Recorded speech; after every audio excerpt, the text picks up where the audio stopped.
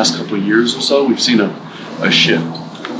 And we've noticed that for most companies, we're seeing increased activity at the drive-thru. Some of it's pandemic-driven. I think some of it's cultural-driven. What are some of the challenges? What are some of the changes you've seen in fraud and theft in the industry? I mean, most of these restaurants closed during COVID. Their front counters closed their lobbies completely. So we saw, an increase in opportunity for theft there. But we also did see a lot of other false positives where the line voids to zero, we kind of knew what we were looking for originally. When COVID happened, all of a sudden there were that many more because there were that many more people there. So we had to adapt what we were doing a little bit to narrow in back on, hey, what is the theft, while getting rid of some of those false positives. Did you find that there were, when you had to refocus, that there were different types of theft?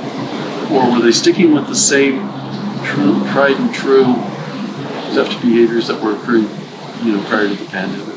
Yeah, I think they were sticking with it. I mean, at the end of the day, and you know this as well as I do, it's how are they going to get the cash into their pocket? But I do think we had to refocus on, dollar amounts, whereas before we could lower dollar amounts, and again, we would have a normal amount of results, whereas with COVID, all of a sudden those results just exponentially increase, and paralysis by analysis kicks in, and all of a sudden you start trying to find it, but you just get deeper and deeper into the woods without actually being able to find it. So we had to adjust those. How are we going to find it?